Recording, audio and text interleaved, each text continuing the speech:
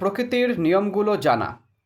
সৃষ্টির আদিকাল থেকে আমরা জানি যে উপর থেকে কিছু ছেড়ে দিলে সেটি নিচে পড়বে এবং সেটি দেখে আমরা অনুমান করতে পারি যে পৃথিবীর সব কিছুই তার নিজের দিকে আকর্ষণ করছে। পদার্থবিজ্ঞান যদি শুধু মাধ্যাকর্ষণ বলের অস্তিত্বের কথা ঘোষণা করে থেমে যায়, তাহলে সেটি মোটেও যথেষ্ট নয়।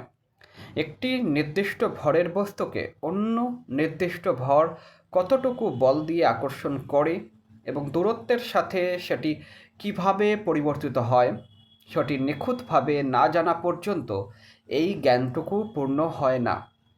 নিউটন মহাকর্ষ বলের সূত্র দিয়ে অত্যন্ত সঠিকভাবে প্রকৃতির এই নিয়মটি ব্যাখ্যা করেছেন। প্রকৃতির নিয়মটি সঠিকভাবে জানা হলে সেটি অন্য অনেক জায়গায় প্রয়োগ করে ব্যবহার করা যায়। কাজেই মহাকর্ষ বলের সূত্র দিয়ে যেরকম একটি পড়ন্ত বস্তুর গতি ব্যাখ্যা করা যায়, ঠিক সেরকম সূর্যকে ঘিরে পৃথিবীর প্রদক্ষিণকেও ব্যাখ্যা করা যায়।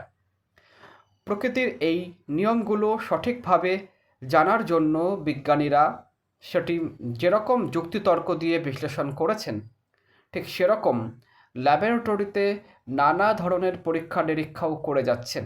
পদার্থবিজ্ঞানের বিস্ময়কর সাফল্যের পেছনে যেরকম তাত্ত্বিক গবেষণা হয়েছে, ঠিক সেরকম রয়েছে পরীক্ষা নিরীক্ষা।